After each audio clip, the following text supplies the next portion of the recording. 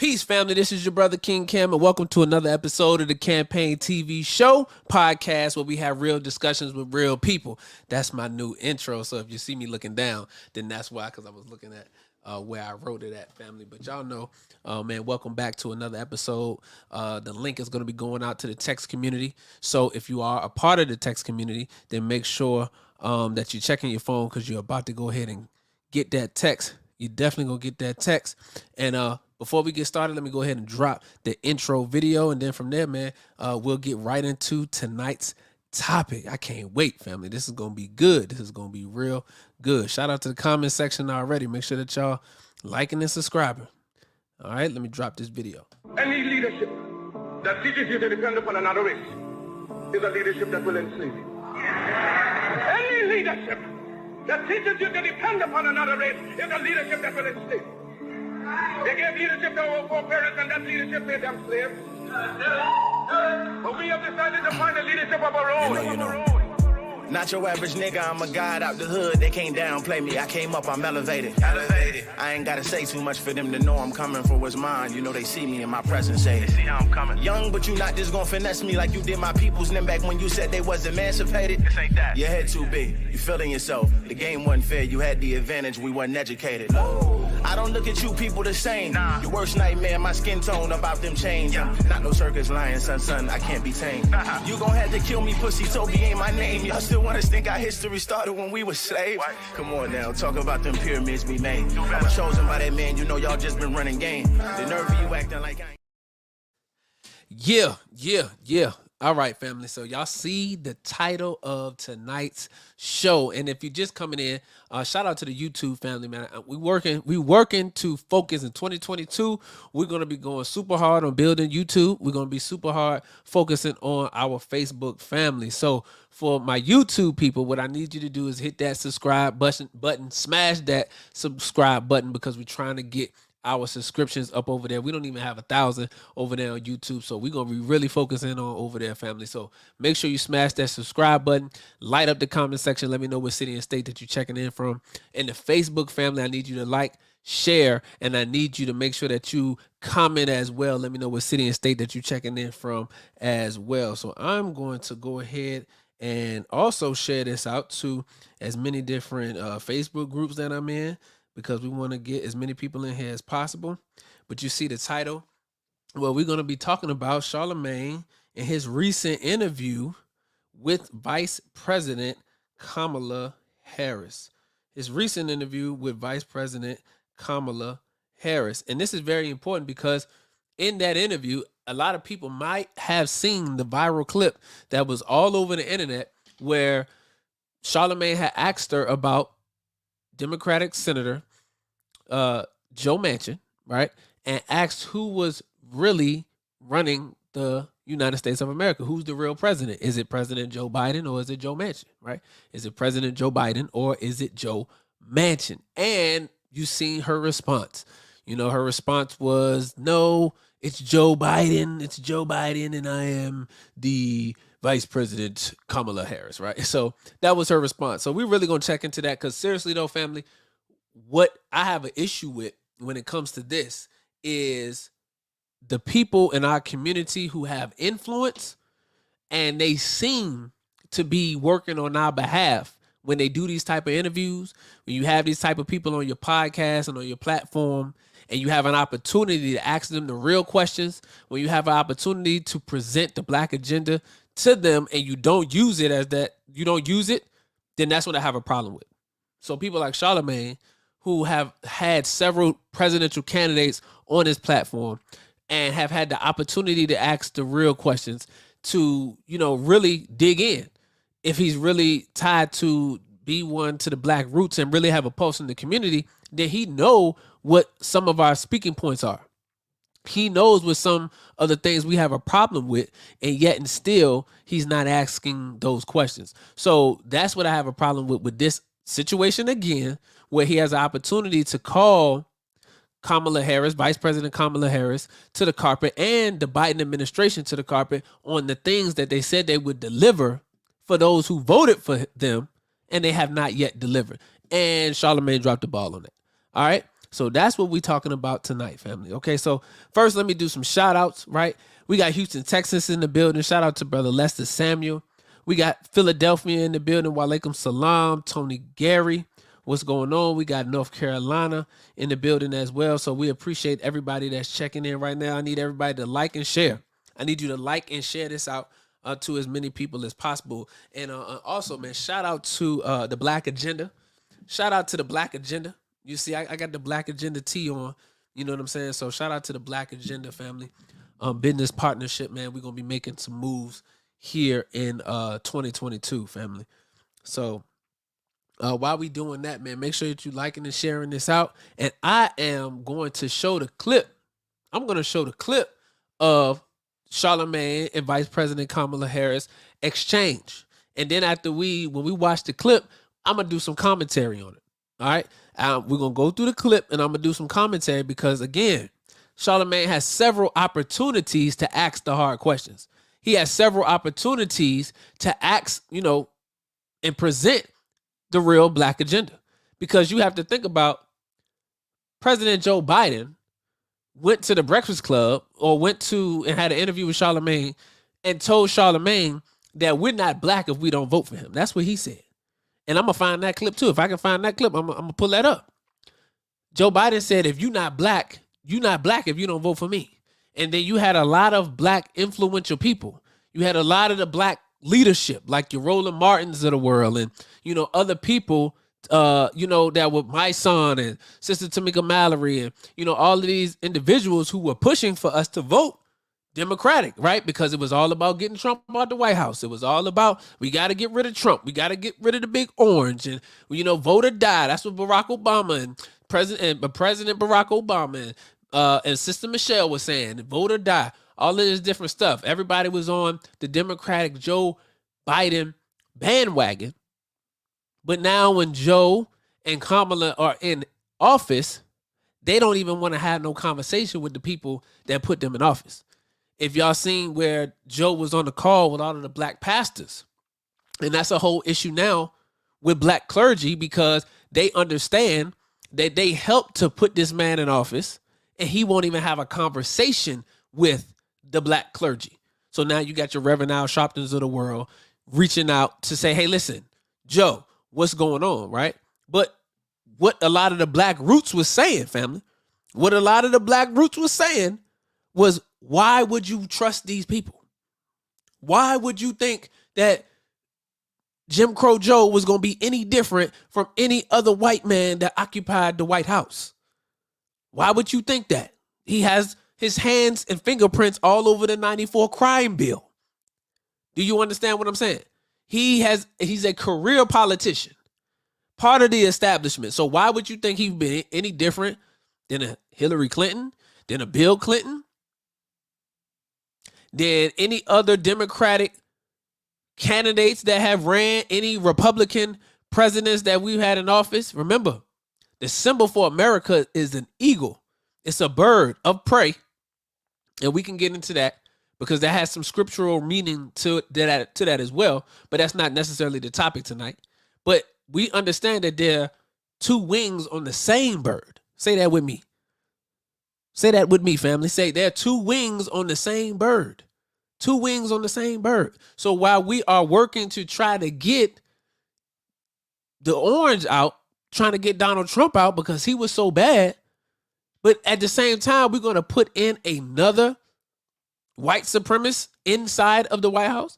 And people were saying, well, the lesser of two evils. Well, the most honorable Elijah Muhammad and the honorable Minister Louis Farrakhan has taught us that evil is evil. And we're not going to take the lesser of the two evils. You shouldn't want no evils. Do you understand what I'm saying? You shouldn't want none. So it's not the lesser of the two evils. We should try to stand on righteousness and get what's best for us. And that's why it's important that you talk to both parties, right?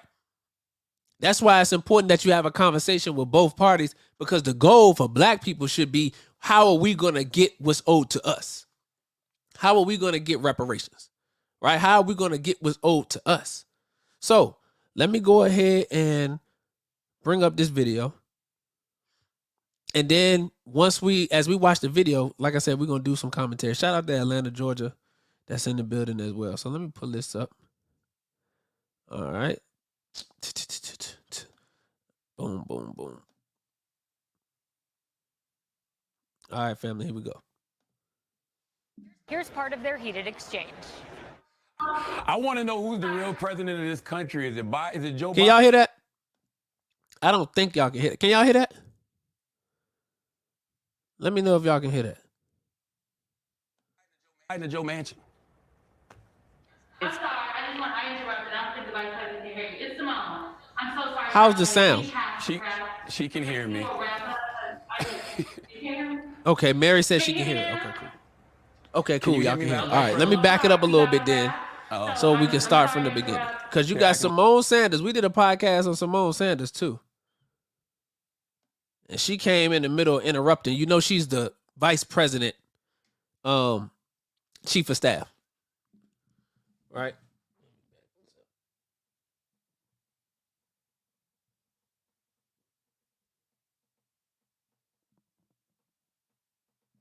All right, trying to adjust my camera. All right, so let's back this up. Let me back this up a little bit. Hold on, family. Hold on, bear with your brother. All right. I got it now. Can you hear me now? So they was having a conversation, and then Simone Sanders interrupted. She can hear me. All right, let's go from the beginning. Okay, cool. Here we go. This is the beginning. I want to know who's the real president of this country. Is it Joe Biden or Joe Manchin? I'm sorry, I interrupted. I don't think the vice president can hear you. It's Simone. I'm so sorry, Charlamagne. We have to wrap. She can hear me. You can hear me? Can you hear me now? Can you hear me? All right, so look. All right, so everybody, I'm glad y'all can hear it. Okay, so first that reminded me of a lot of the times when you on the phone with somebody and they saying something and they talking and you don't want to hear what they got to say no more. So the first thing you go to is the fact that you don't have no service, or you trying to hurry up and get off the phone with them. So you go to the fact that you don't have no service. Yo, I can't hear you. That's the vibes. That's the vibes I got when I'm watching this, because it's like they was flowing. And if you watch the interview in full, she didn't have no technical difficulties until it got to this question. You know, who's the real president of the United States? Is it Joe Manchin or is it Joe Biden? She didn't have no technical difficulties until that point. So that was funny right there. Like, can you hear me? Can you hear me now? All right. So let me pull this back up. All right, family. Make sure y'all liking and y'all sharing, all right? Madam Vice President? So I'm sorry, you got to wrap. Oh. So I'm sorry to interrupt. They're acting like they can't hear me. Y'all see that? I can hear you. Oh, so who's I can hear you. the real president of this country? Is it Joe Manchin or Joe Biden, Madam Vice President? Come on, Charlamagne. Come on. It's Joe Biden. I can't tell sometimes. No. It's Joe Biden. And don't start talking like a...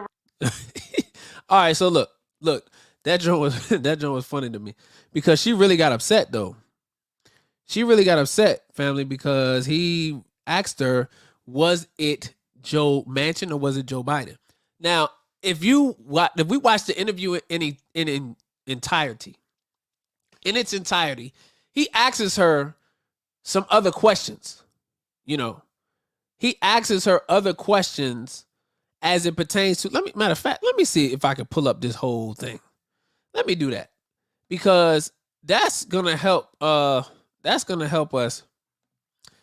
with a little more context, right? Because I also want to touch on the fact of the questioning, right? And that's what I mean by people of influence not really pressing those politicians, not pressing people in power to really get the answers that the people are looking for. That's my whole point.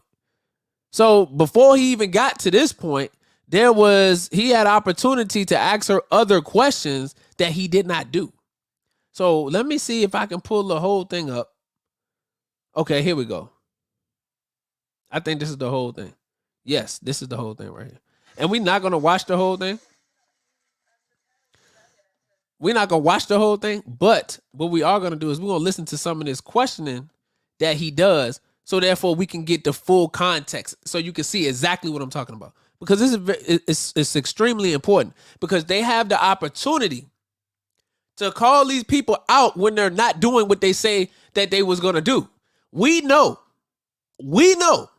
right, that when these people hit the campaign trail and they looking to ascend into power, they get on the campaign trail and they always promise you things that they have no intention of keeping.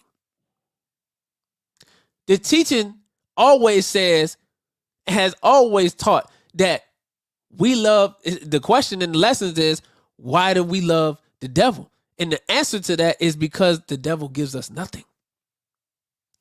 He makes promises he can't keep. And what you notice with these politicians is when they come on the campaign trail, they make promises that they can't keep. They make promises that they don't intend on keeping. So as he went on the campaign trail and was telling all of our people that have student loan debt that he would be shutting that off, right? That he will be suspending the student loan debt or reducing the student loan debt. Oh, all of a sudden that ain't happening no more. And now all of the black clergy want to have an attitude with Biden administration, when many of us was telling you that the devil is a liar. And you should know better because you're a student of scripture. The scripture tells you that he was a liar in the beginning. Jesus says that in the book of John, that the devil was a liar in the beginning. It also tells you in the scripture that the devil deceived the whole world, right? The devil is a liar. So if you understand exactly who the devil is, then you know he's a liar, then you'll be able to see this coming a mile away. We saw this coming a mile away, family.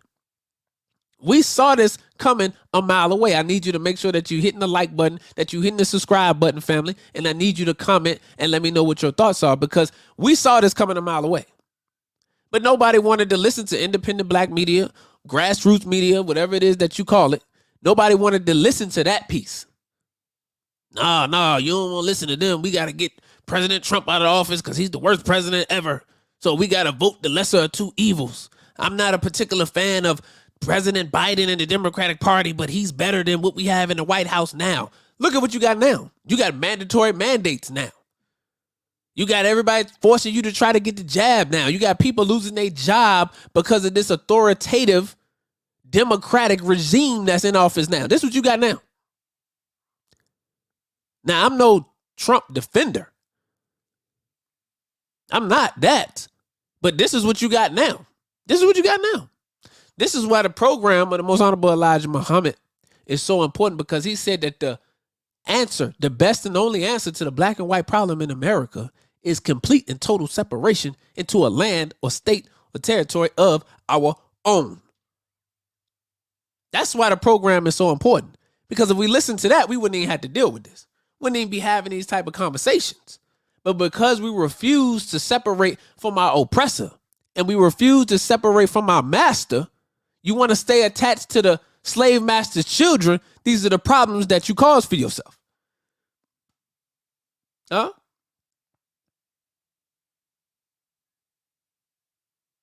You understand what I'm saying? Always been promising us stuff. They don't really care about us. Absolutely. So now let's go ahead and go through this thing now, because I got it queued all the way up now. All right. So let me do this. Let me do this.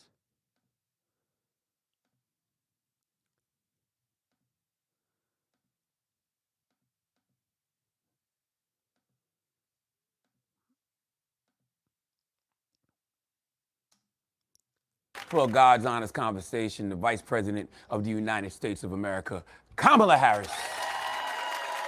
Hey, Charlamagne. Good to be with you. My first question is a question that after the pandemic, when I ask, I expect a real answer, okay? You ready? Okay. How are you? Oh, thank you for that. And I know you really mean it. I am well. I am well. I am blessed. You know, there is a lot of good that we can and have done, and I feel energized about continuing to get the work done. So thank you, and my family as well, and that's all I could hope for. So thank you for asking. Let's talk about some of that work, because, you know, it's people like me that were motivated to vote for you and we feel as if you've disappeared. If not disappeared, been silenced. Is that the case? Not at all. I mean, even this week, there were two things that actually more than that I'm extremely proud of that has been the product of months and months of work.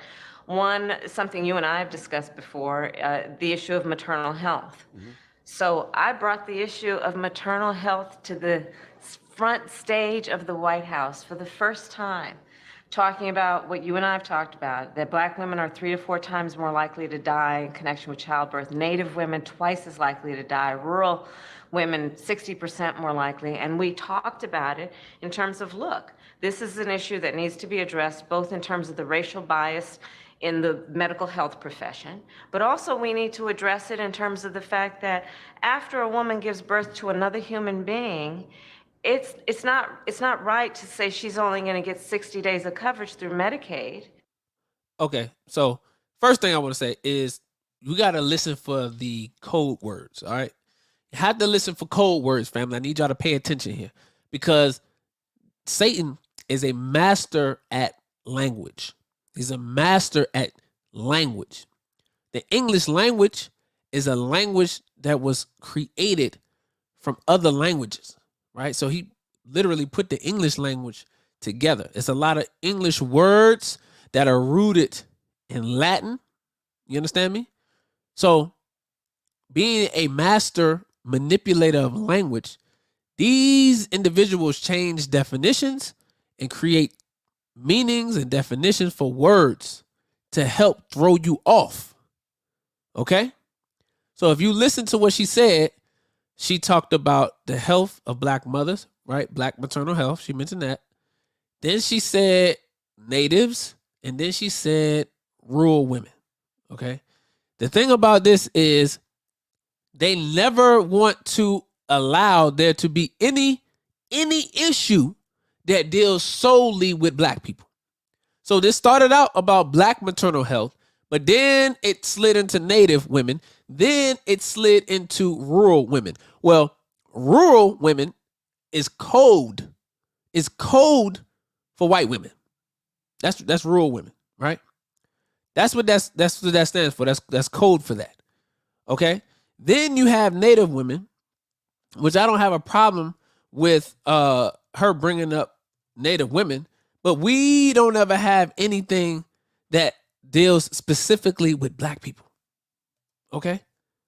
And that's the problem because they always have bills and legislations for everybody else specifically. Like they got bills and legislation specifically for LGBTQ. They have bills and legislation specifically for Asian. They have bills and legislation specifically for natives. But they don't have bills and legislation specifically for Black people in America. And that's a problem. That's the problem. Okay? So this is what they try to do as master manipulators of the language. This is what happens. So you see how they try to lump in a bunch of other people attached to Black maternal health. Glad you highlighted that, sis. We appreciate that, Madam Vice President. We appreciate that because Black maternal health is something that needs to be talked about. We know about the medical racism inside of the hospitals. Bring it to the floor of the White House, but then don't bring everybody else to the party because nobody brought us to the party when they was partying. Do you understand what I'm saying? Do you understand what I'm saying? So that's just a point. I just want y'all to highlight that. Charlamagne didn't mention that. That's where you're supposed to stop him. That's when you're supposed to stop him and say, excuse me, Madam Vice President, with all due respect, you mentioned Native and rural women along with Black maternal health. Why are we lumping them together? Black maternal health is an issue all on its own. Black people have been in America over 400 years under the oppressive heel of white supremacy. Black people have their own specific, unique set of problems that need to be addressed, redressed, and approached.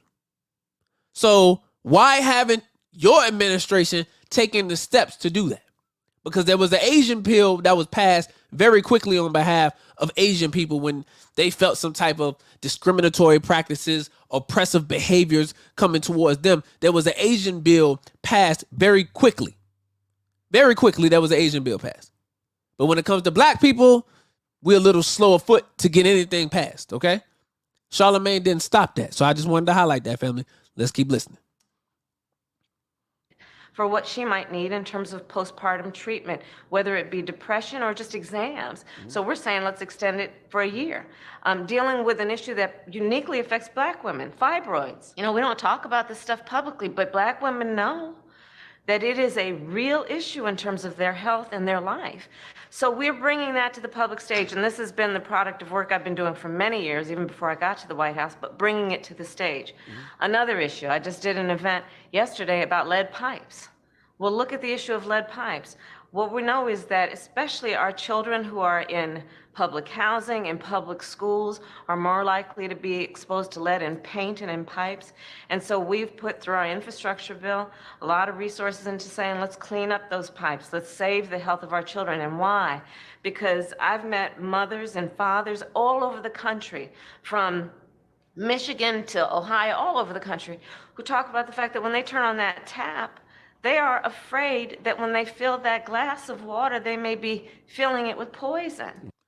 Okay, so I got to stop her right there, right? I have to stop her right there because while it's good to work on the lead in the pipes, she's absolutely correct. Understand now, they don't still have no good running water, no good clean water in Flint, Michigan. Have anybody heard? Let me know in the comment section because I haven't heard any updates. Have we heard about any updates to the water in Flint?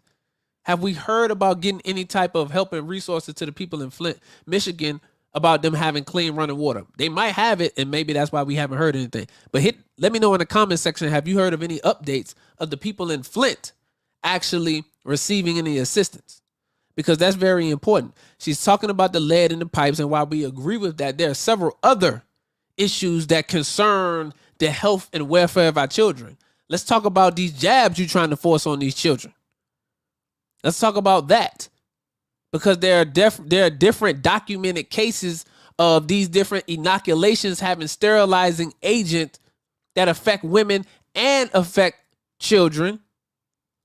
But specifically and more importantly, we should be making sure that we monitor the health of our children. So do we know what the side effects of these jabs are going to do to children long term while your administration is trying to force that on them? Have we talked about the conditions of the community? Because environmental stressors are something of a factor that contribute to human behavior. So are we not only looking at the lead in the pipes, but are we looking at the environments? See, most environments in low-income housing are not conducive for creating productive people. I'm going to say it again. The environments in low-income housing communities and neighborhoods are not conducive environments for producing productive people. Do you hear what I'm saying? Do you hear what I'm saying? The environment plays a key. That's a key element in anything. So while we're talking about the lead pipes, we also need to talk about what type of environment is created in these low income housing. The crime, the trauma, the drugs, the food deserts. We're talking about the overall health for the children, Madam Vice President. Why isn't there an initiative and a campaign to eat healthy? Talk to me.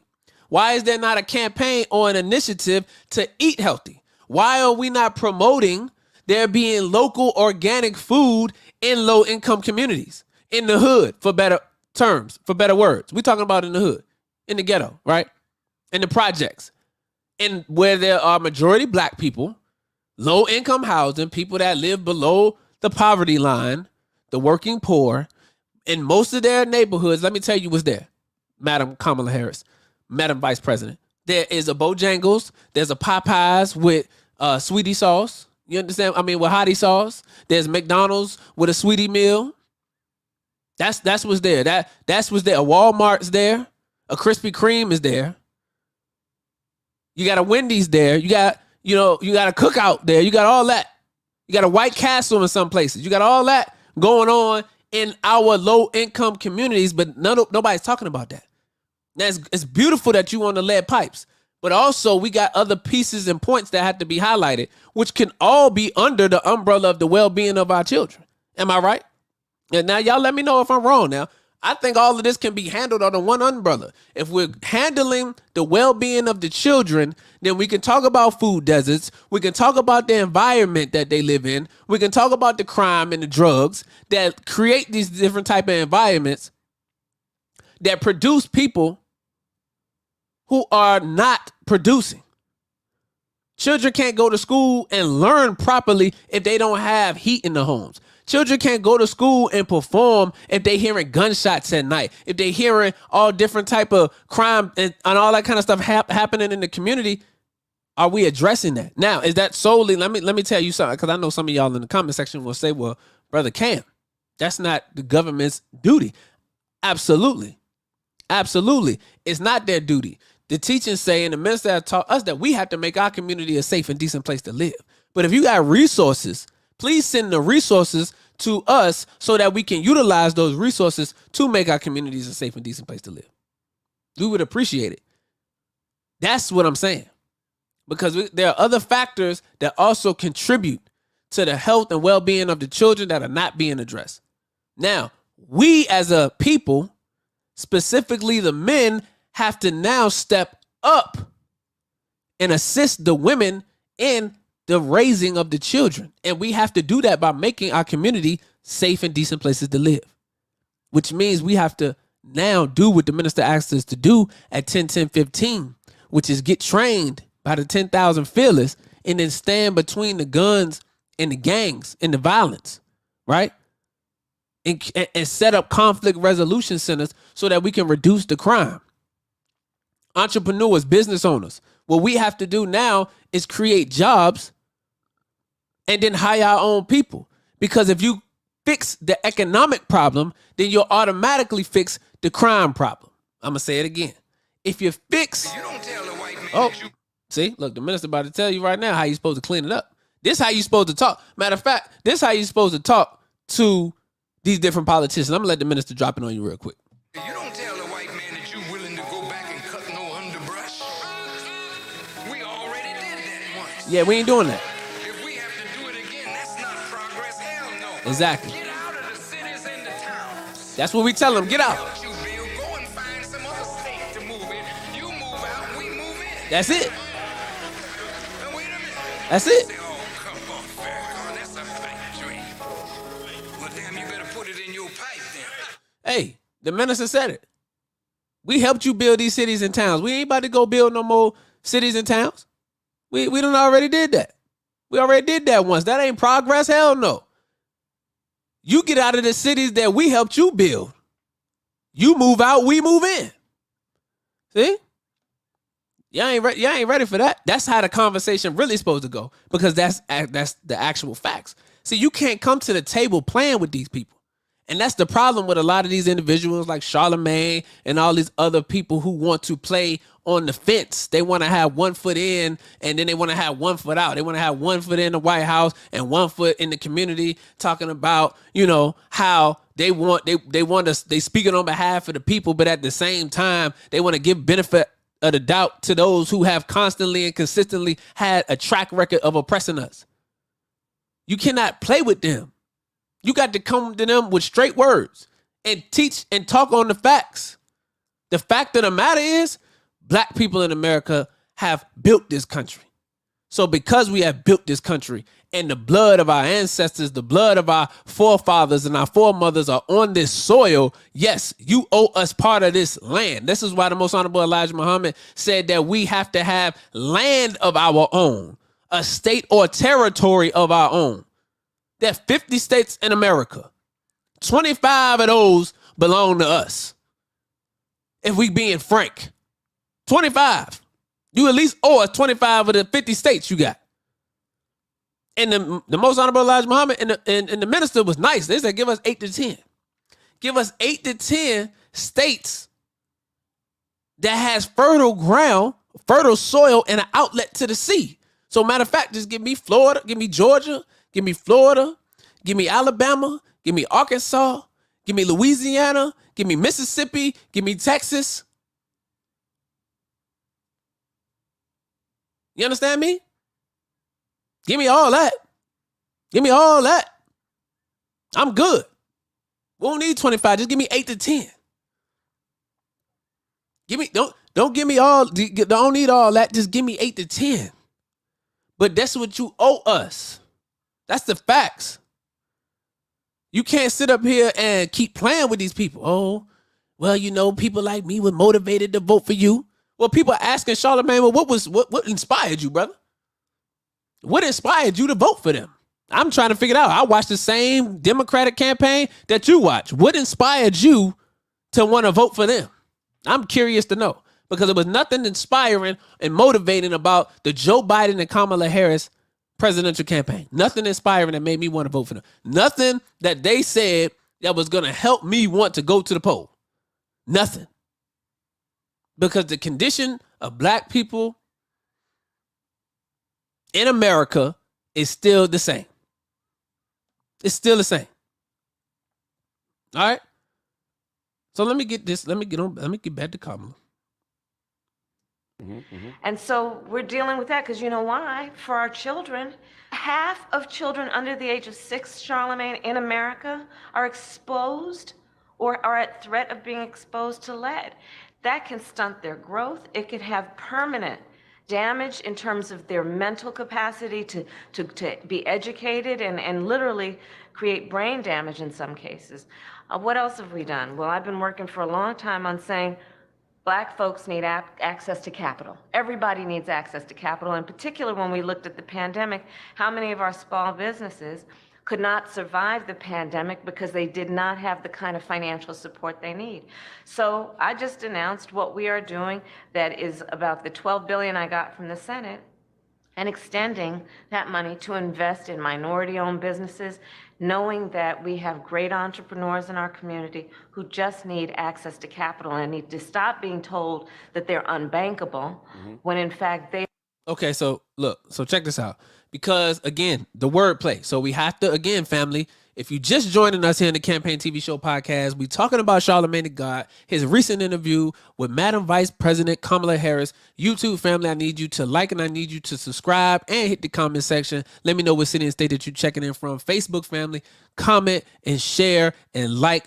Get this out to as many people as well, because we're having a discussion. And what I don't like about Charlamagne Tha God and his interview with Vice President Kamala Harris is the fact that he didn't press her enough. And the problem that I have with a lot of us who have that influential platform that a lot of people are viewing, that have a lot of influence and sway over the people, is that we don't utilize this opportunity to press those people who we put in positions of power on the black agenda.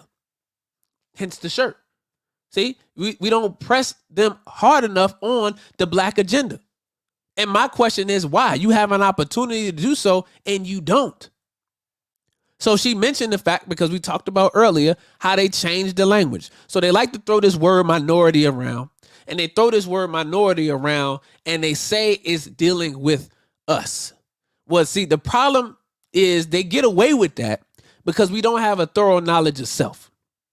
So the teachers say, what is the total population of the original nation in the wilderness of North America and all over the planet Earth? The answer is 17 million at that time, with the 2 million Indians makes 19 million all over the planet Earth, 4,400,000,000. That was at that time. Now, the minister has told us it's 40 to 50 million black people here just in America, in the wilderness of North America. So that means that the number worldwide has grown. So how in the world could we be a minority when we have over 4 billion original people on the planet Earth? That's number one. We don't have a thorough knowledge of self. And number two, they changed the language because they know that we don't like to read.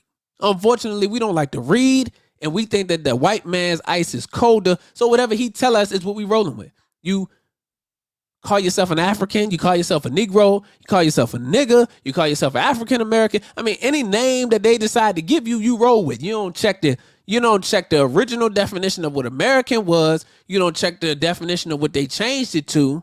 You don't understand who an African is. You don't understand how can you even be an African and an American at the same time. What is a Negro? What is a nigga? We don't even ask the question on any of this stuff. We just roll with it. We just literally roll with it. And you are not the minority. You are not the minority, family. But we just go with that stuff. So now she says, well, we have funding for minority business and minority business owners. Okay, entrepreneurs. Okay, that's fine. So now you're going to bring the funding. Okay, but who is actually teaching business?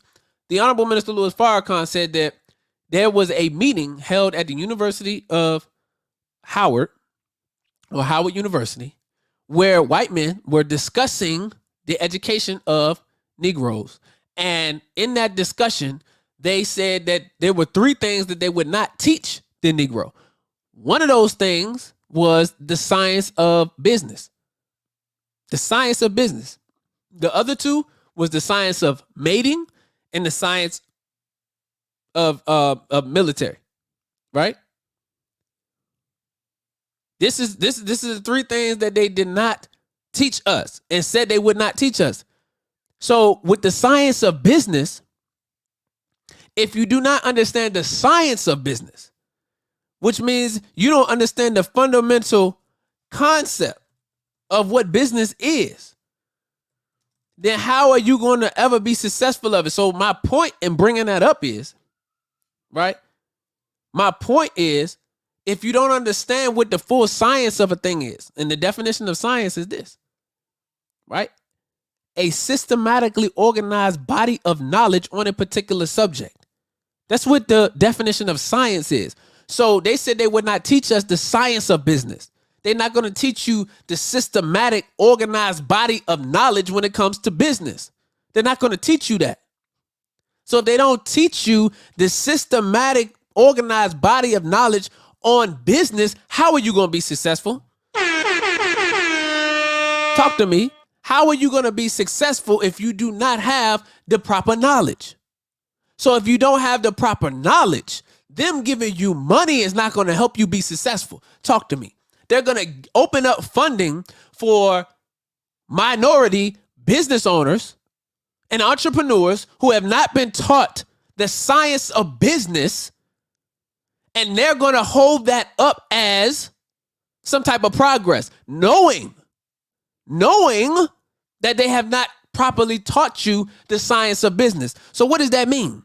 That means that if they have not taught you properly what to do, have the proper knowledge of a thing in order to do right by that thing, then all you're going to do is take that funding and do what? Give it right back to them.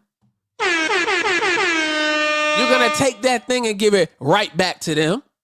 So all of that funding that they giving for minority businesses is going to be spent where? Going back to them. It's going to be wasted. Why? Because you don't know what to do with it properly. Because you have not been taught the science of business. So listen, family, if you just coming into the Campaign TV show, I'm your host, Brother King Cam, okay? And I need everybody that's here to like, subscribe, and share. Facebook family, YouTube family, I need you to tap in, all right? I'm looking for some. I don't like this stupid Wi-Fi thing showing up, because that means the signal kind of messing up. Hold on, family. Okay, no. All right, we might be good now. Whenever the little Wi-Fi signal show up, then that means it's going to be acting funny. All right, so yeah. So the money going back into our oppressor hands, because we're not going to circulate the dollars. We're not getting ready to do that, because the minister been teaching that since the 80s, right? We got to unify. The Most Honorable Elijah Muhammad been teaching us that since the 30s, since the 40s, the 30s and the 40s. Unity. Our unity is more powerful than an atomic bomb. So we understand we have to spend with our own.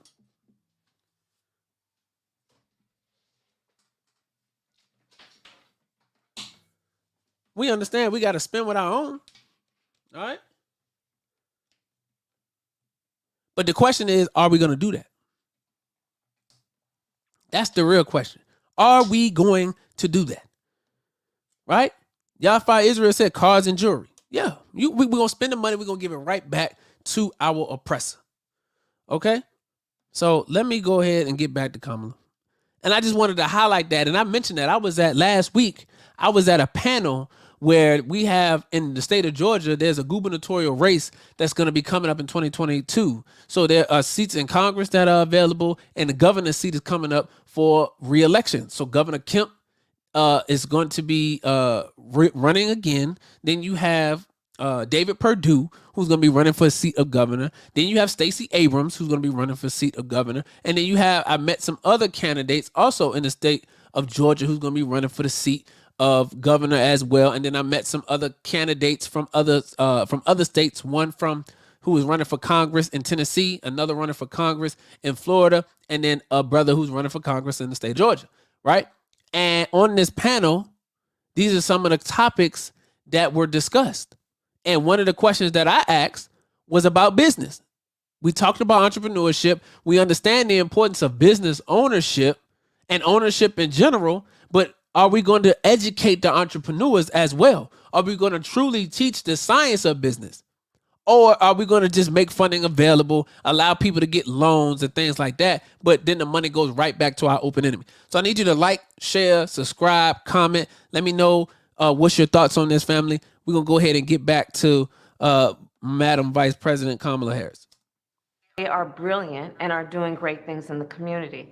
So these are some of the things I could go on. I mean, one of the other issues that I care deeply about is what we have got to do in terms of public transit. I've been working on the infrastructure law that we now have.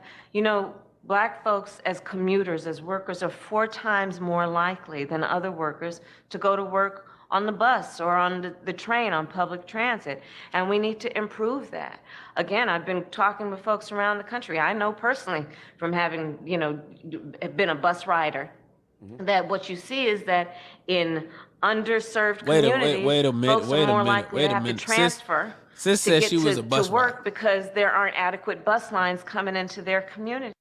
Sis said she was a bus rider. Hold on, back. Me back. Sis said she was a bus rider. Hold on. Work on the bus or on the train, on public transit, and we need to improve that.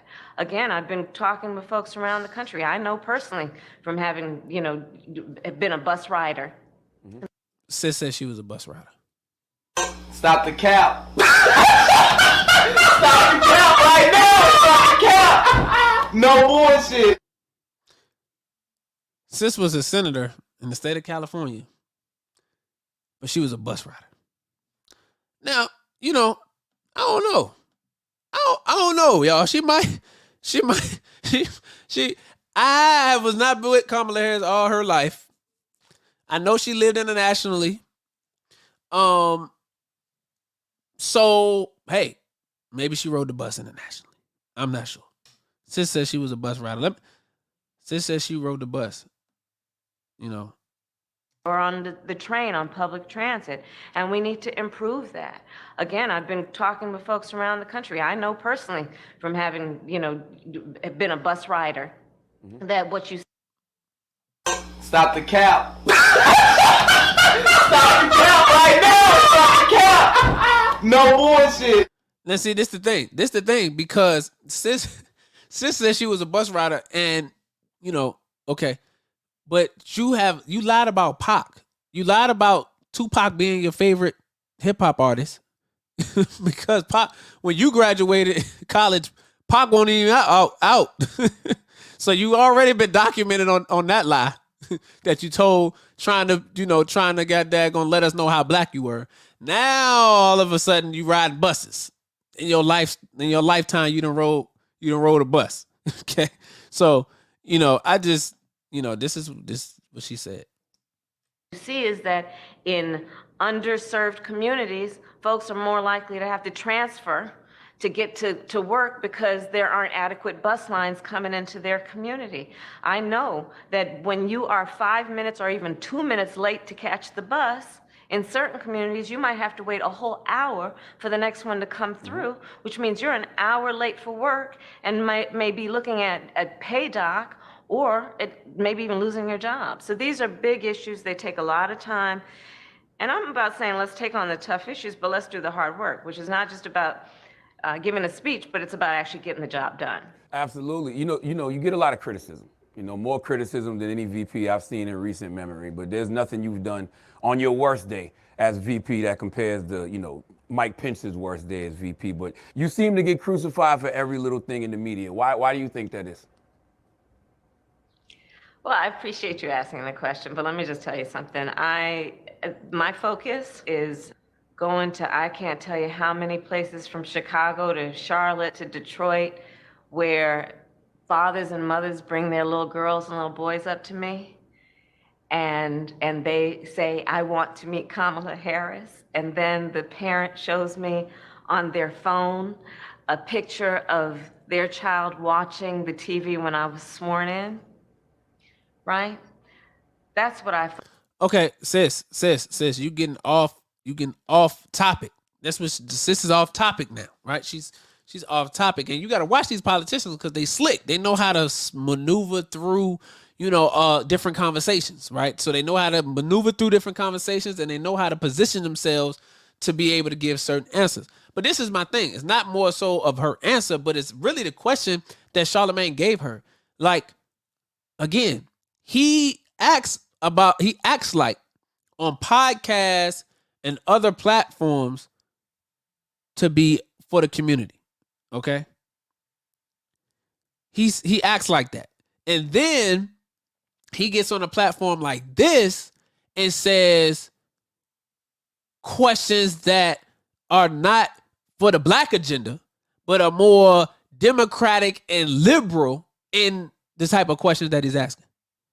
Am I getting the same vibe? Are y'all getting the same vibe? Do you see what I'm saying? He's not asking questions that's directly benefiting the black community.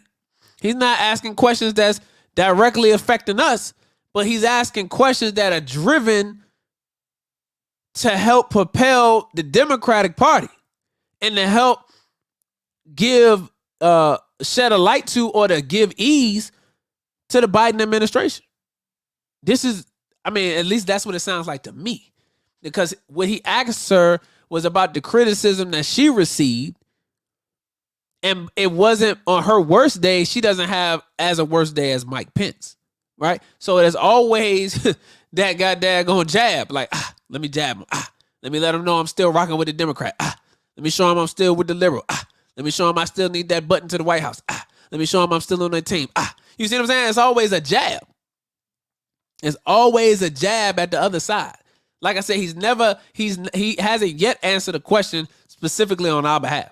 All right, family, make sure you liking and sharing. All right. Focus on in terms of my motivation and my inspiration and verification of the importance of being here and getting this work done. And that's where I focus. Do you think the criticism comes from you being a black woman, a woman of color? I think that there is definitely healthy discussion that... Okay, so look, I got to stop right there. I'm stopping at all of the points that Charlamagne should have been stopping, or he shouldn't have even been asking. Okay, so again, knowledge itself is so important. In the book of Hosea, it says that my people are destroyed from the lack of knowledge. And then the next line said, paraphrasing, because they rejected knowledge, right? So when you don't have knowledge itself, then you say these things like woman of color. Woman of color. Black people are not a color, family. Listen to what your brother is saying. Now, right here on the background, this right here says, who is the original man? That's the question. The original man is the Asiatic black man, the maker, the owner, the cream of the planet Earth, God of the universe. And right here at the bottom, it says that black is not a color. Black is the essence of all color. Black is universal. So when people say the word black, it's not used in a color reference, because in order for you to have colors, in order for you to have any other color that's in the spectrum, it has to begin with black. So black is not a color. It is the essence from which all colors come from. So dear Charlamagne, you know this. You know this. So stop using their language. You know this. You are Charlamagne, what? The God. You know this.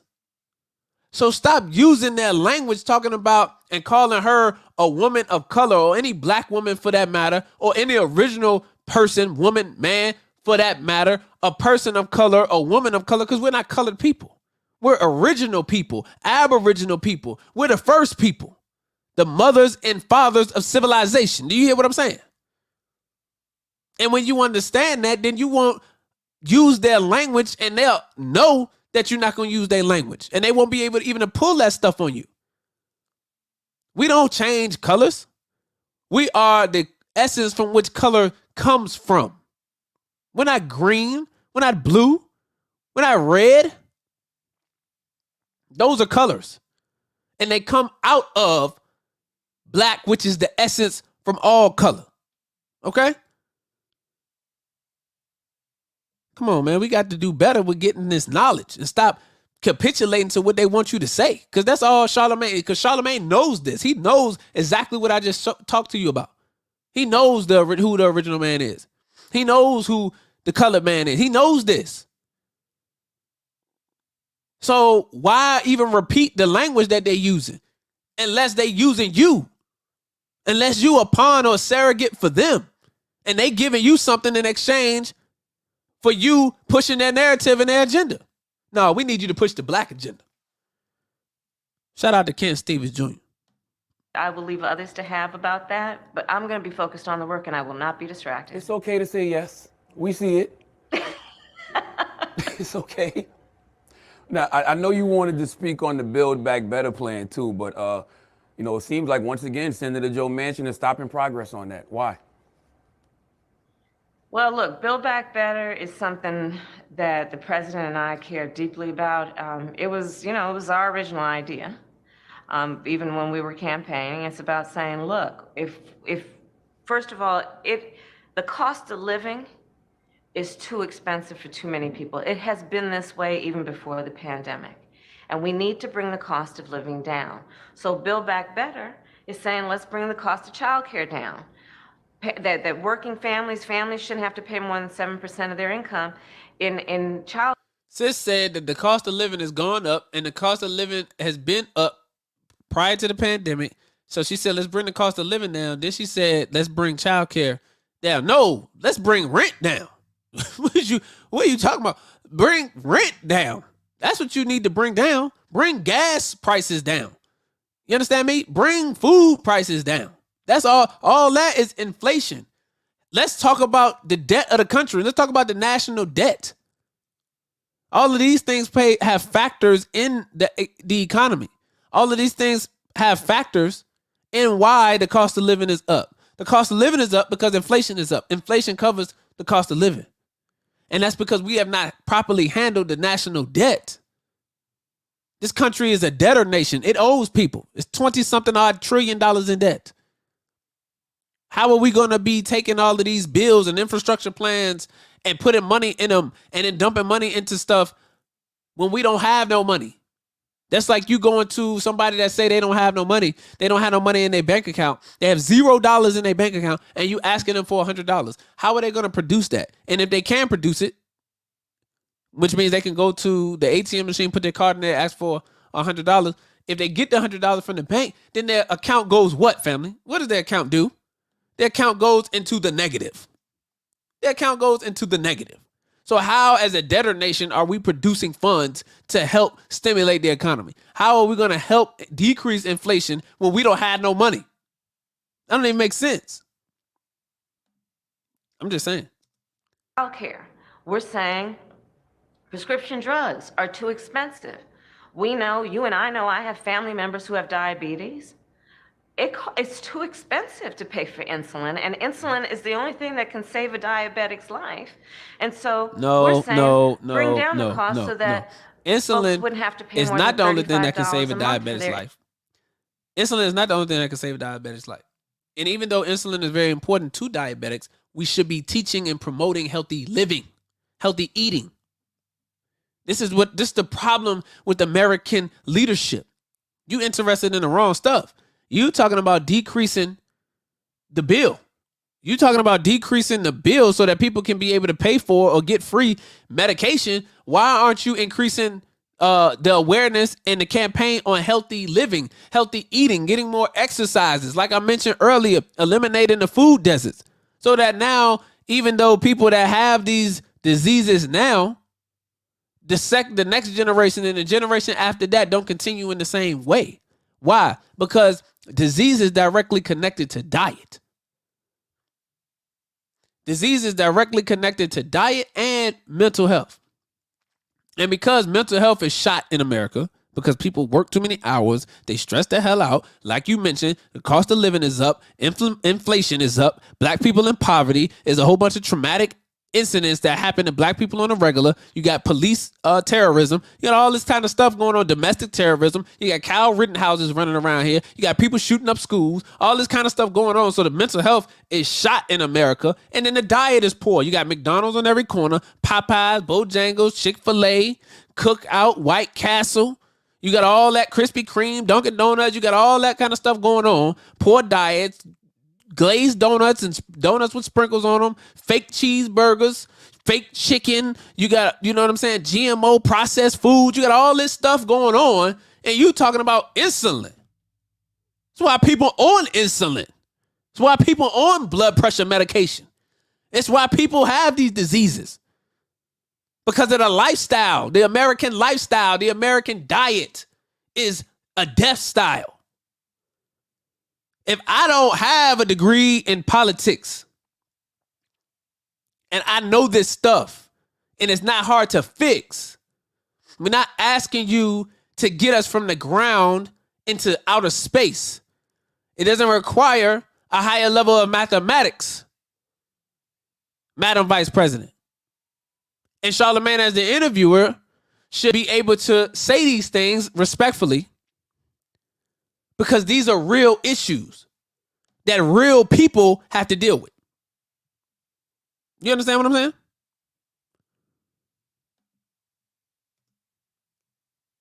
Insulin. We're talking about elder care. So many folks are raising their young children and taking care of their parents. And it is impossible to take care of their basic needs without having some assistance, and that means bringing the cost down so people can afford to live and satisfy their basic needs and their responsibilities. So we're going to keep pushing, and we're in extensive talks across the aisle with both folks in terms of Republicans and Democrats, but we're not going to give up on it at all. But where's the pushback on Senator Joe Manchin? Why is he allowed to constantly hold up President Biden's agenda? I mean, look, here's the thing that is an important fact, which may sound technical, but it really is an important fact. We have, folks know we have the White House as Democrats, the House and the Senate. In the House, we have as Black people, you need to divorce your relationship with the Democratic Party. You need to divorce your relationship, end your relationship, cut off your relationship with the Democratic Party. Listen, you got a couple of days before the new year, okay? Now, most of us are always posting on Facebook, putting up those statuses, talking about new year, new me, okay? You got some new things, New Year's resolutions and stuff like that. The first New Year's resolution that you should have at the top of your list is removing yourself from the relationship that Black people have, that you have with the Democratic Party. And do not allow people like Roland Martin, Madam Vice President Kamala Harris, Lion Joe, Sleepy Joe, Jim Crow Joe, any of these other Democrat, Joanne Reed or Stacey Abrams or Simone Sanders. Do not listen to these people, because they are pandering and pushing an agenda of a Democratic Party that has never done anything for Black people, had never wanted to assist and help in changing the condition of our community. Do you know there was a current report that was written in the 60s? The Coroner Commission, right? Where they highlighted, well, hold on. No, it wasn't the 60s. Hold on. Let me get the right and exact. All right, let me get the right and exact. All right, I'm going to get that real quick. I'm going to get that. Hold on.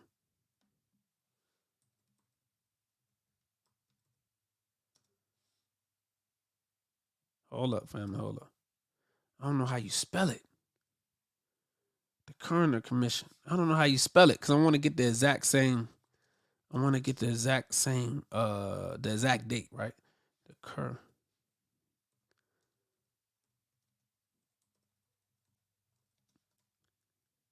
Hold up. There we go. The Kerner Commission, 1968. Yeah, I said the 60s. Okay. 1968. The Kerner Commission, right? And in the Kerner Commission, it highlighted the problems that was in the black community. It highlighted them. And nobody in government at that time up until now utilized the Kerner Commission to channel resources back to black people. Okay? So look, this was some of the issues that was going on in 1968. Okay, it said bad policing practices, a flawed justice system, unscrupulous consumer credit practices, poor and inadequate housing, high unemployment, voter suppression, and other culturally embedded forms of racial discrimination all converge to propel violent upheaval on the streets of African American neighborhoods in American cities, north, south, east, and west. I'm going to read that again because everything I just said is still happening today in 2021. Bad policing practices, a flawed justice system, unscrupulous consumer credit practices, poor or inadequate housing, high unemployment, voter suppression, and other culturally embedded forms of racial discrimination all converge to propel violent upheaval on the streets of African American neighborhoods in American cities, north and south, east and west. And as black unrest arose, inadequately trained police officers and National Guard troops entered affected neighborhoods, often worsening the violence. This is what happened today. Remember the marches after Mike Brown was killed? Remember the marches after Trayvon was killed? Remember the marches after George Floyd was killed? Right? What happened? The untrained police and the untrained National Guard go in and do what? Make stuff worse? This is happening in 2021, 2020, 2019, 2015, 2016. This report was written in 1968. See? What did the coroner report say? It said the panel said this: white society, the presidentially appointed panel reported, is deeply implicated in the ghetto. White institutions created the ghetto. White institutions maintain the ghetto. And white society condones the ghetto. The nation, the Kerner Commission warned, was so divided that the United States was poised to fracture into two radically unequal societies, one black and one white. This was 1968. I hope you're hearing me right now. 1968, family. 1968. Make sure you liking and sharing because we are highlighting and doing commentary on the recent interview that Charlamagne Tha God did with Madam Vice President Kamala Harris and why he, as a person of influence and one who says he's with the community, did not give her any type of pressure and question her about the lack of effectiveness that the Biden administration has thus far as it pertains to black issues in America. And now I had to slide over and grab the Kerner report from the Kerner Commission of 1968 that highlighted problems in America and also highlighted solutions that were never taken into consideration. Now, I don't know how long Kamala Harris has been in politics, but it would behoove me, especially Jim Crow Joe. He's aware of the Kerner Commission. He was in politics when the Kerner Commission was written. He know about this. And the same problems that they wrote about in 1968 is still happening in 2021. And these violent uprisings that was happening then, because this is right after Martin Luther King was assassinated in 1968. Remember, all of those cities was set on fire. Over 100 cities was set on fire because of the riots. See? Because black people were just tired of it. So the Kerner Commission, this is happening when you got the Watts riots. You got all these different riots that's happening, right? And we still got this stuff going on today. So a lot of this stuff that and issues that plague the black community have been plaguing us for 10, 20, 30, 40, 50, 60 years. 60 years. On the other side of 68, 68, 78, 88, 98, 2008, 2018. That's 50 years. See, 18, 19, 20, 21. 53 years. 53 years since the Kerner Commission was written, and there has not been no change, no progress. Huh? Talk to me. Let's get back to the commentary for this.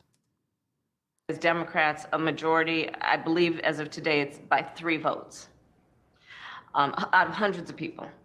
In the Senate, where there are 100 senators, we are split 50-50 in terms of the Democrats or independents. And that's why I said we got to divorce your relationship with the Democratic Party, because we've been voting Democrat and you haven't gotten anything. So as she mentioned, the House is majority Democrat, the Senate is majority Democrat. You got a Democratic administration in office and you can't get one piece of legislation to favor black people. Ice Cube can't get a meeting with Kamala Harris and Joe Biden to discuss what he wrote in favor of black people. This is the daggone problem. This is the problem. Okay? She and her in the administration is the problem. People like her, Simone Sanders, they're the problem. To caucus with the Democrats and the Republicans, and that makes me, as the president of the Senate, the tie vote.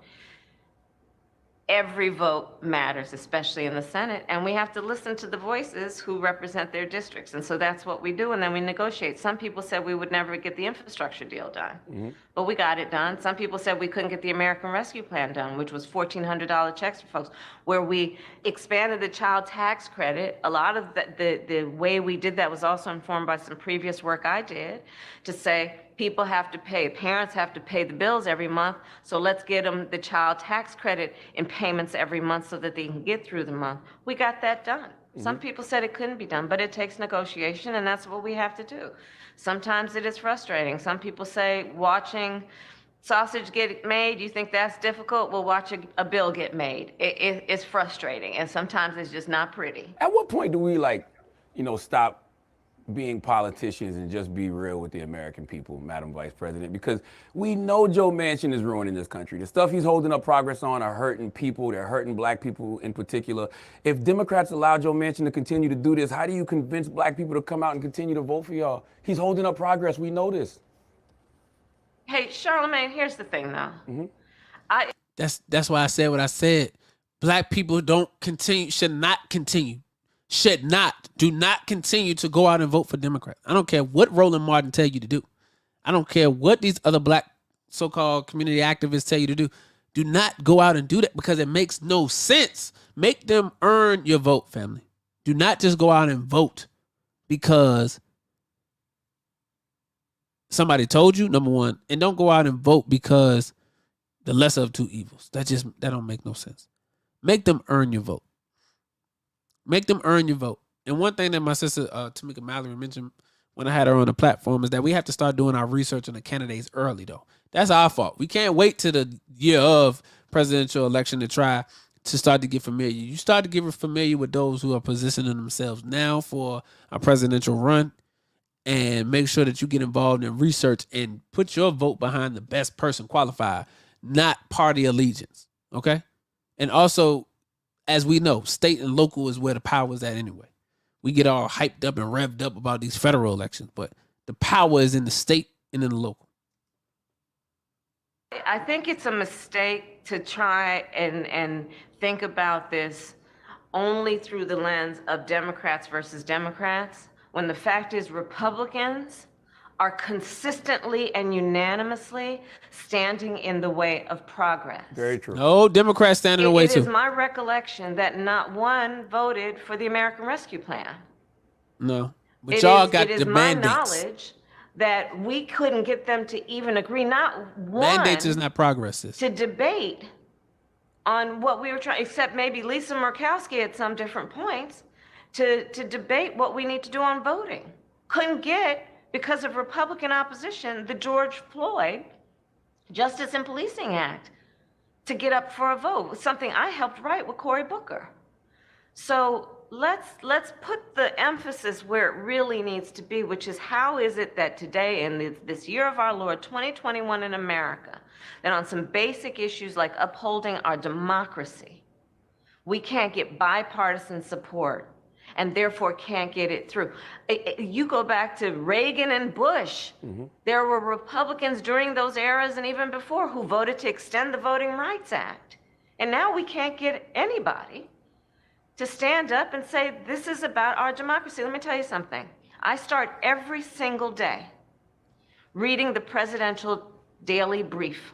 It's called the PDB, often with the president in the Oval Office. What is in that is classified information about threats to our national security and hotspots around the world. I have had direct conversations with prime ministers and presidents. Okay, so this is the problem. The problem is, sis, it's not just Republicans that stand in the way of progress, right? Because nobody wants to get, because what you're talking about, see, this is covert language. This is covert language. What she's saying is a lot of them conservatives have been blocking and helping to block these mandates that they're trying to push for the jab. That's number one. That, you know, that's their number one goal. Everybody got to get V'd up. Everybody need to get the shot. Everybody need to do this. So you're going to die. You in for a winter of death and all this other stuff that got daggone Sleepy Joe was talking about the other day, right? So their main agenda is to get that over. And a lot of the conservatives are like, wait a minute, stop that. No, you're not going to do that. Yeah, we wish you on the shot, but you can't force people to do it. You can't take people jobs because they decide they don't want to do it. This is still America, and people have the freedom to choose, right? So you talking about democracy, but at the same time, you're trying to strip the rights of the people. What are you saying? This is the type of stuff that the interviewer like Charlamagne is supposed to highlight. Even if you are cool with Madam Vice President Kamala Harris, the truth still needs to be told, Brother Charlamagne. And you didn't do that in this interview. You didn't do that. And a king, some of whom I have had over to my home. And they are around the world saying, what's going on with you in the United States? What's going on with this voting situation? What's going on? Because right now we are debating whether democracies actually can survive, or is autocracy better, which is basically one person or one group telling everybody what they should do. Oh, now wait a minute. Wait a minute. Now, she just said that the other option, I think she said it was autocracy, I believe. We're going to run it back. Is better, or could be is the only other option than what they already have right now, which is the quote unquote democracy. And that the other option would be one group telling another person what they can and cannot do. Okay, hold up. Let me run it back. Let me make sure I ain't misquoting. It can survive, or is autocracy better? Autocracy. Okay, autocracy is the other option. Democracy and autocracy. What's autocracy, Madam Vice President? Which is basically one person or one group telling everybody what they should do. Okay, so is that not you and President Biden telling everybody they need to get the shot? Huh? Is that not you or President Biden telling everybody they need to get the shot? Maybe I'm tripping, but is that not what you and the current administration are doing? Is that not what her and the current administration are doing? Let me know in the comment section. Maybe I'm tripping. Maybe I done lost my mind.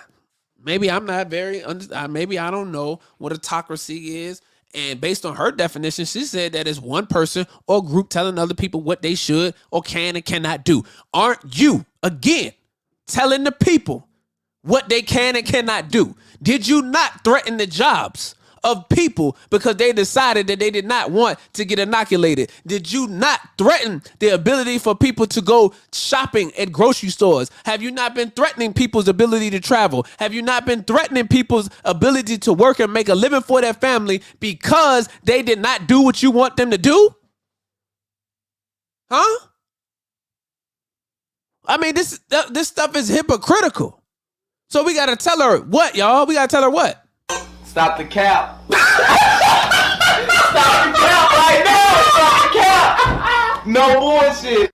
Because what you just explained to us, autocracy is exactly what the current administration is doing. Let me run it back. Let me run it back. Let me run it back. Run it back like a replay. Because we got to hear this again. This came out of her mouth now. Or is autocracy? Hold up. Let's run it back. Because she said she invited, prime ministers and stuff to her home, and their questioning is democracy, happening in America. What's going on? Because right now we are debating whether democracies actually can survive, or is autocracy better, which is basically one person or is autocracy better, which is one person or one group telling everybody what they should do. Oh, one person or one group telling everybody what they should do. Every time President Biden comes out and speaks to the people, he telling them what they should do. He's saying everybody needs to get the V. Everybody needs to get the shot. If you don't get the shot, you're gonna die. If you don't get the shot, then there's something wrong with you. All of the people who are dying or have not gotten the shot, you need to get the shot. You need to get the booster. You need to get the third and the fourth shot. This is all we hear. This is all we hear. Huh? Do you understand what I'm saying? No, it's not them. It's the lobbyists. We understand the lobbyists. We understand that. We know politicians go to certain people. Now you're talking about shadow government, right?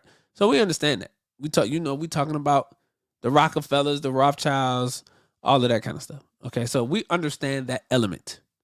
But at the same time, I'm talking about Charlamagne Tha God's position as a person of influence, handling this particular interview with a person who is seemingly in a seat of power.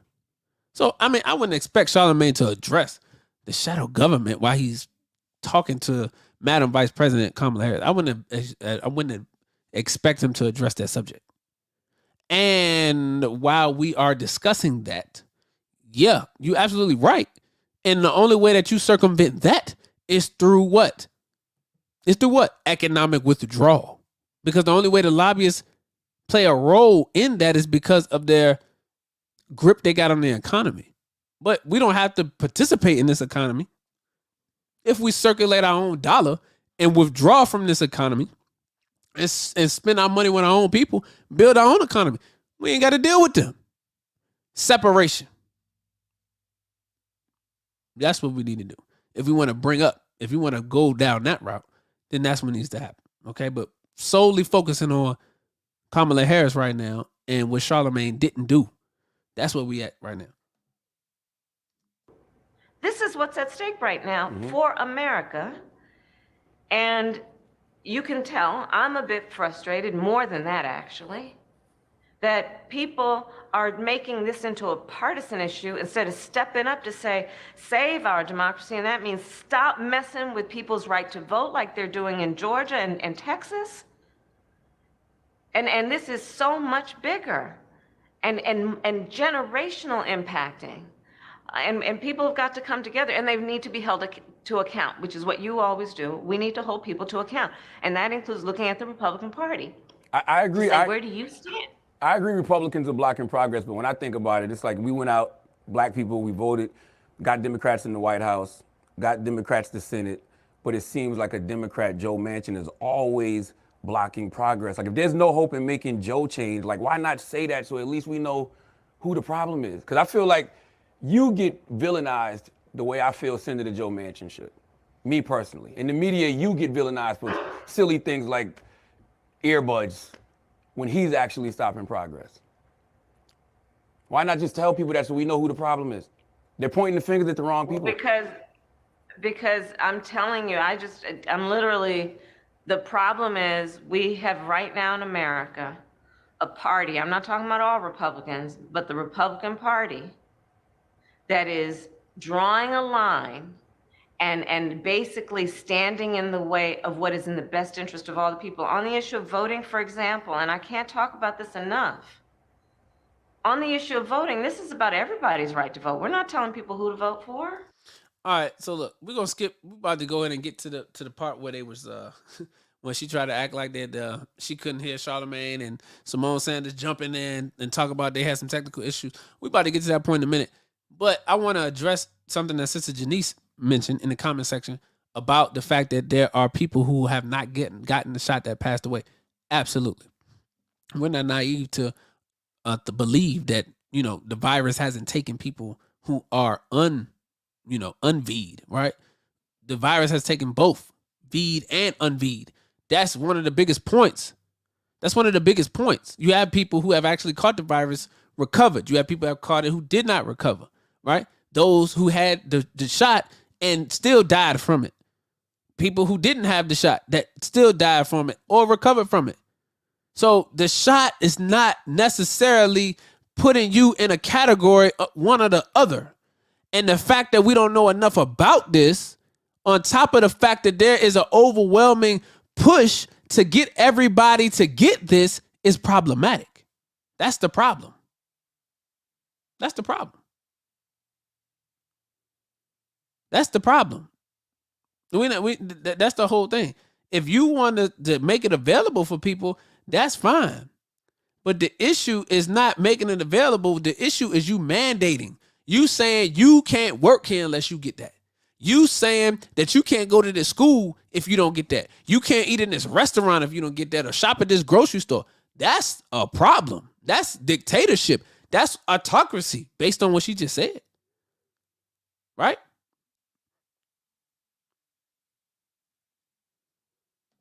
You understand? If the Islam world is so powerful, why aren't there anyone to come forward to lead a black people or a people on such a level? I don't understand that question. Sister Janice. But we've had plenty of people that step forward to teach a way out of this, right? We have plenty of people that have stepped up to lead. You feel me? The problem is that we don't necessarily want to follow the true leaders. We don't want to follow the people that's actually telling you what to do righteously in the right way, in the stuff that makes sense. But we'll listen to a Charlamagne Tha God, a Joanne Reed, a Simone Sanders, a daggone, all these other individuals, these hand-picked leaders, a Roland Martin, all of these different individuals who seemingly have influence. We'll listen to them. The hand-picked leaders, or any white man that come out in front of you, must be right. White is right. Black is whack. You see what I'm saying? No, you done had leaders. You done had the knowledge. You done had all of that. You just haven't taken advantage. That's why in Hosea says 4:6, it says that my people are destroyed from a lack of knowledge because they rejected knowledge, not because knowledge didn't come to you.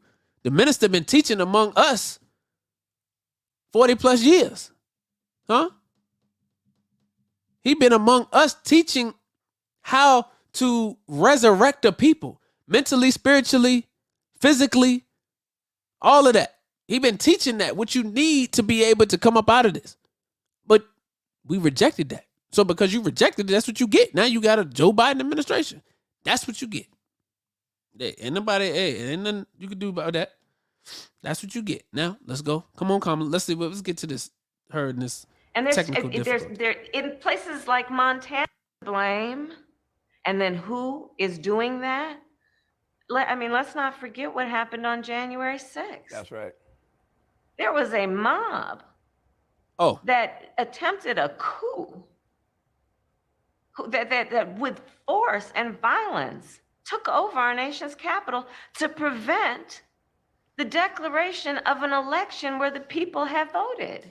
Okay, so I'm glad we got to that point because I wanted to highlight that specific part, right? She talked about the January 6th event, and here's the deal when it comes to the January 6th event, right? Because Most Honorable Elijah Muhammad said that once the people reach 100% dissatisfaction, then there has to be 100% change. So while January 6th is technically not even our business, that ain't even black people business. It's not black people business, okay?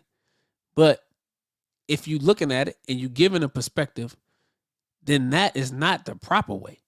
That's not the proper way to handle that, okay?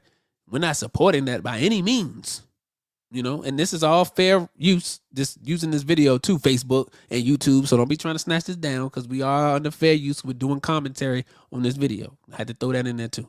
Should have said it earlier. But so we're not condoning or supporting anything that happened on January 6th. But the most honorable Elijah Muhammad taught us when the people become 100% fully dissatisfied, there has to be a change. When your own people, which are white people, European people, storm the U.S. Capitol, storm the headquarters for government,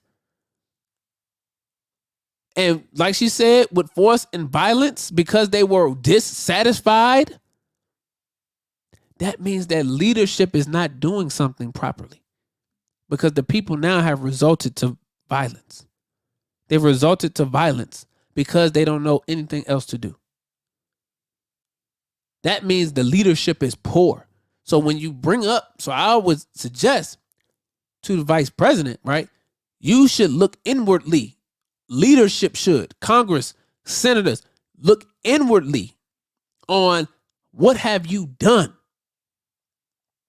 for the common man and for the common woman to help make their condition better.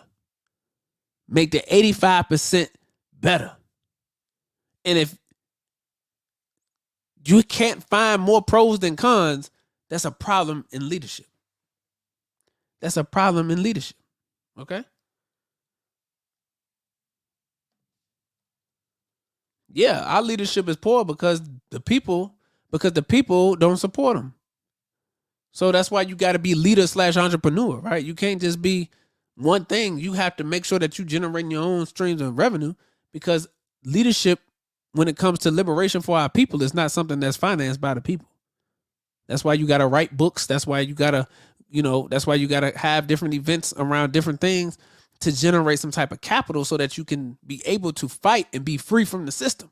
Because if you got to work a 9-to-5 job, then you can't talk about the practices of the United States government and the white supremacy that controls every aspect of human life. You can't do that.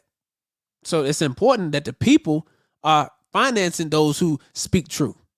But if you don't finance them, where you think the money coming from? You speaking out against the financial power, so you can't expect to go get money from the financial power. They're not giving you no grants. They're not giving you no money in order to be able to fight against them.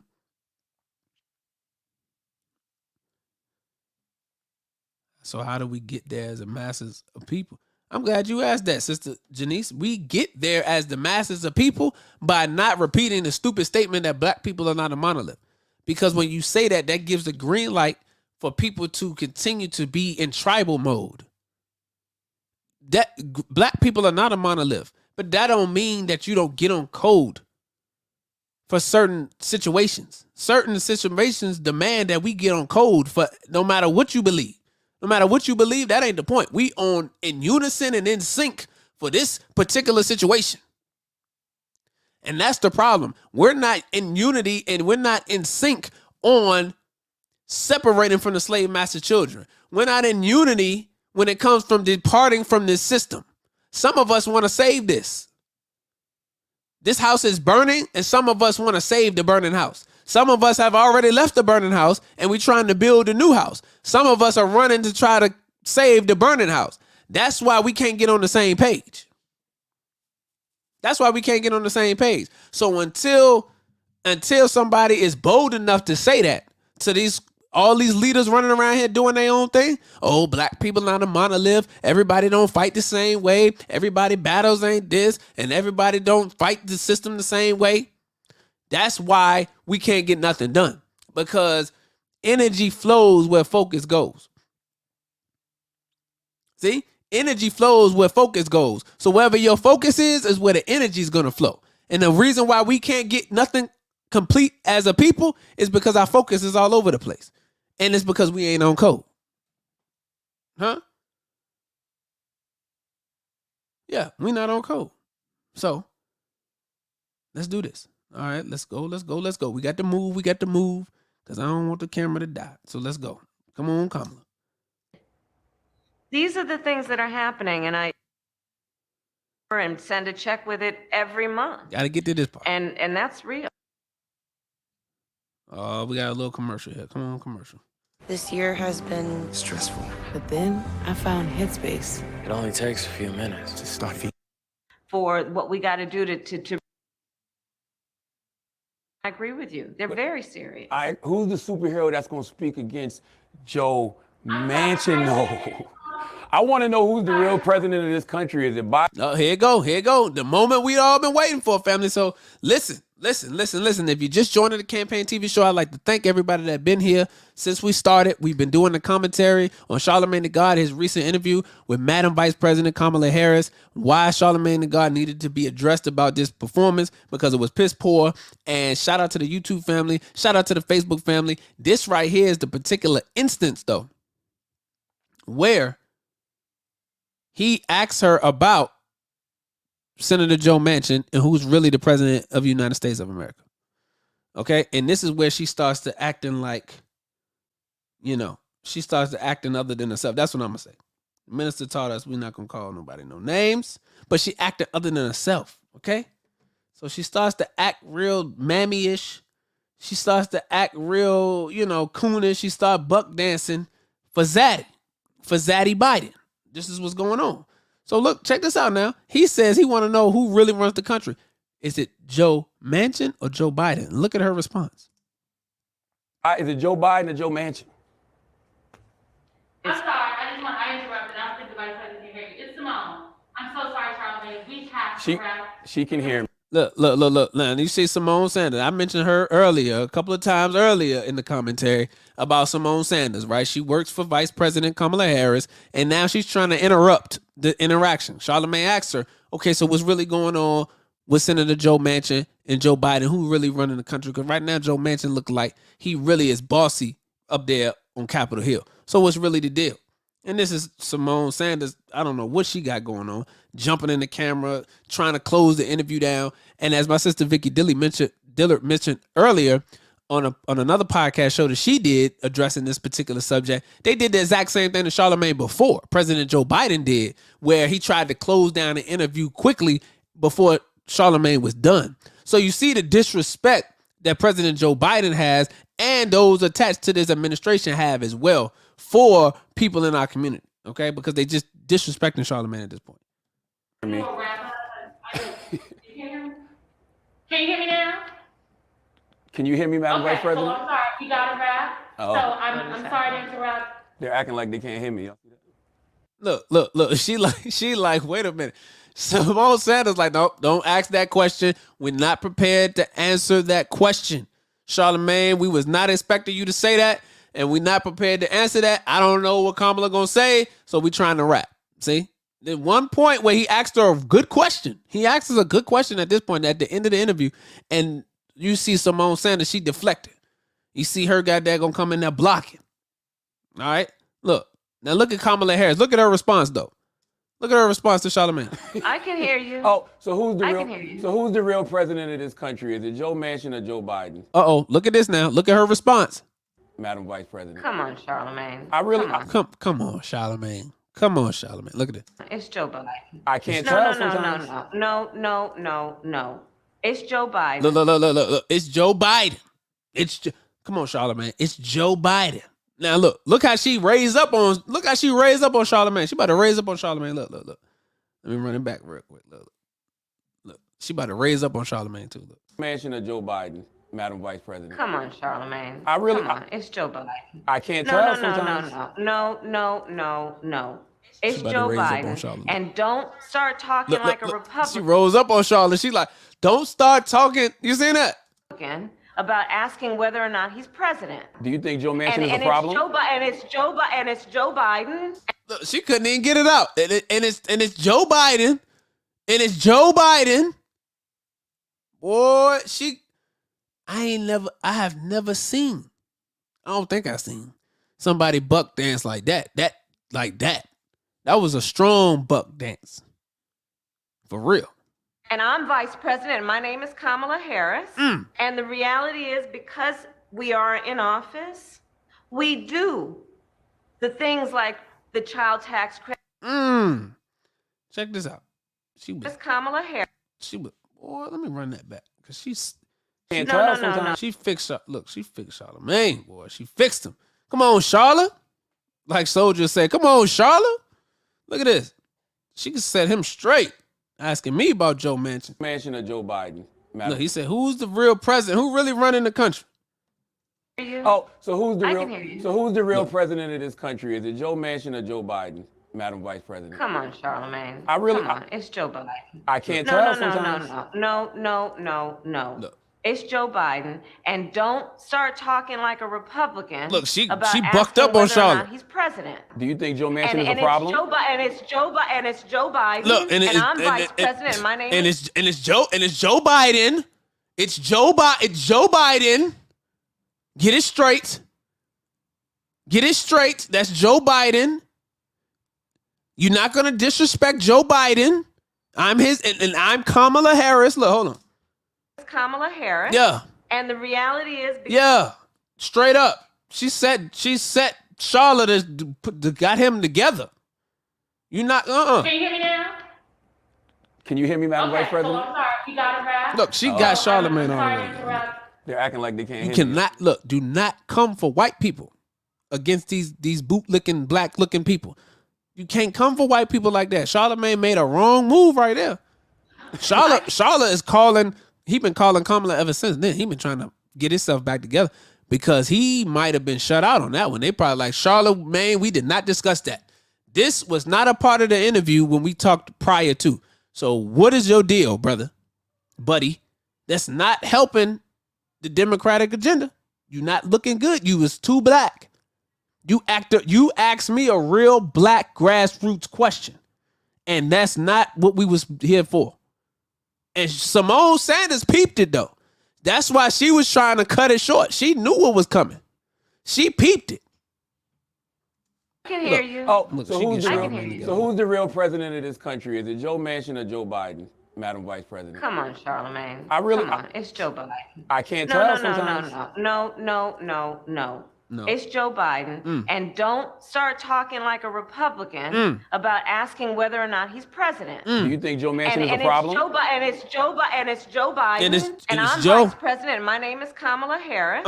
And the reality is, because we are in office, we do the things like the child tax credit, which is going to reduce black child poverty by 50%, on track to do that. We do things that are about saying that our Department of Justice is going to do these investigations and require that we end chokeholds and have body cameras. It is the work of saying we're going to get lead out of pipes and paint. Yeah. Because our babies are suffering because of that. It is the work of saying people who ride public transit deserve the same kind of dignity that anybody else does. So let's improve that system. Yeah. It is the work of saying that we have got to bring down prescription drug costs, because folks who have diabetes should not be dying because they don't have enough money in their pocket. It's about saying black maternal mortality is a real issue that must be treated by everybody, including the White House, as a serious issue. Okay, so yeah. At the end of that, what we see, and this is why this is important, and this is the point of this. This is the point of understand and making sure that you support black grassroots and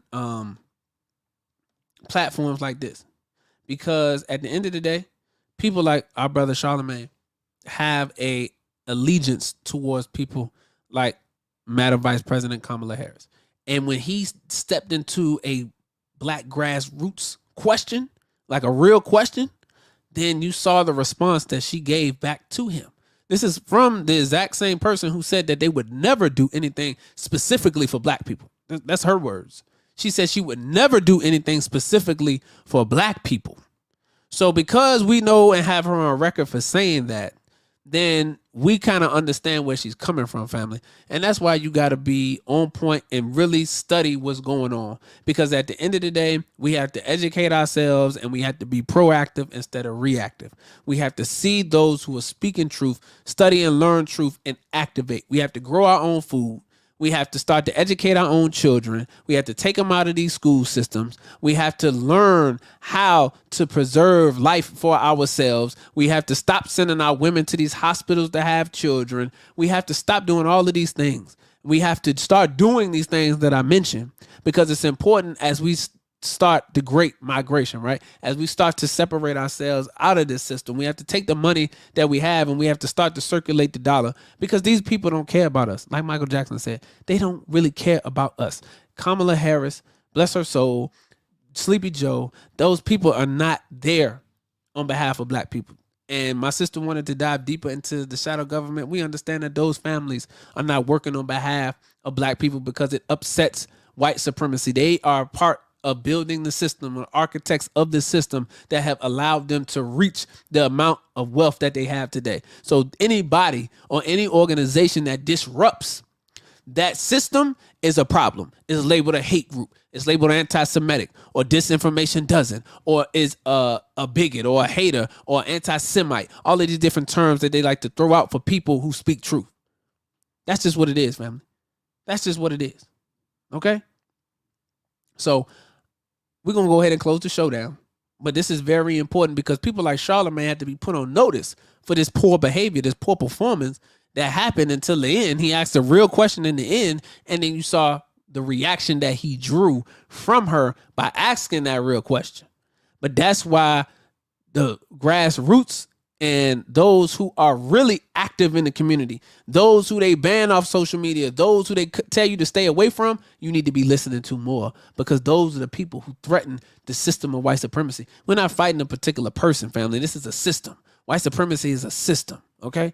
And in that system, you have administrations and you have governments and you have organizations and you have unions and you have departments and you have the Justice Department. You have all of this different stuff that's a part of these systems. And this is why you cannot continue to try to fight and change this system, because every department, every aspect of that system is infiltrated with white supremacy. It's oozing with white supremacy. It's rooted in white supremacy. So you can't just walk through the door and think that you're going to start changing stuff from the inside out. Don't work like that, because the whole system is rotten. So as they said in The Godfather, that this thing must end. Michael, the child cannot live, Michael, because the child is going to perpetuate your behavior, Michael. So instead of me keeping the child and trying to say and teach the child different, I'm going to get rid of the child, because all of this must end. That's why you should say, I need some water. I've been doing this for an hour and some change. But all of this must end, family. You can't save this system. We need to get out of it. Separation is our best and only answer, all right? Okay? So, I appreciate everybody for tuning in. And, man, make sure that you are on the text list. If you want to get notified for the podcast, what you need to do is you need to text podcast to 404-737-1030 so you can join our podcast community. If you would like to donate to the Campaign TV show, this was beneficial for you tonight, then I need you to Cash App $ Campaign TV show. You can Cash App $ Campaign TV show so that you can donate and to keep the broadcast going. I told you 2022, we're going to be focused on getting our YouTube numbers up. We focus on them more on Facebook, family. And that's what one of our goals is to get on these other platforms and to get our subscriptions up on YouTube and things of that nature. So we're going to need your support. All right. And those who watched today, if this was your first time watching, on the next show, bring a friend, tag somebody, make sure that you liking, sharing, commenting, and getting this out to as many people as possible, because like I told you, if you're waiting on Charlamagne, if you're waiting on these other mainstream media platforms to bring you unadulterated truth with real guests and real discussions and real people, it's not going to happen, family. It's not going to happen. All right. Make sure you tuning in to the Campaign TV Show podcast. We on all streaming platforms as well, so you can check us out on iTunes, Spotify, all of that. Get the audio version. You can listen to this in the car on the way to work, on the way to the gym, on the way to pick up the children, all of that good stuff, family. So I appreciate you. All right, if you'd like to donate, again, the Cash App is $ Campaign TV Show. Again, the the Cash App is $ Campaign TV Show. All right. And if you'd like to be a part of the podcast community, text podcast, the word podcast, PODCAST, to the number 404-737-1030. It's scrolling across the bottom. All right. It's scrolling across the bottom. All right. So I appreciate everybody, family. We're going to go ahead and get on up out of here.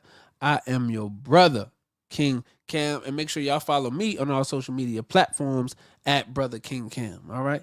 Peace and blessings. Assalamu alaikum. Any leadership that teaches you to depend upon another race is a leadership that will enslave you. Any leadership that teaches you to depend upon another race is a leadership that will enslave you. They gave leadership to our foreparents, and that leadership made them slaves. But we have decided to find a leadership of our own. You know. Not your average nigga, I'm a god out the hood. They can't downplay me. I came up, I'm elevated. I ain't gotta say too much for them to know I'm coming for what's mine. You know they see me in my presence, say they see how I'm coming. Young, but you not just gonna finesse me like you did my peoples. Then back when you said they was emancipated. This ain't that. Your head too big, you feeling yourself. The game wasn't fair, you had the advantage, we wasn't educated. I don't look at you people the same. Nah. Your worst nightmare, my skin tone about them chains. Yeah. Not no circus lion, son, I can't be tamed. You gon' have to kill me, pussy, Toby ain't my name. Y'all still wanna think our history started when we were slaves? What? Come on now, talk about them pyramids.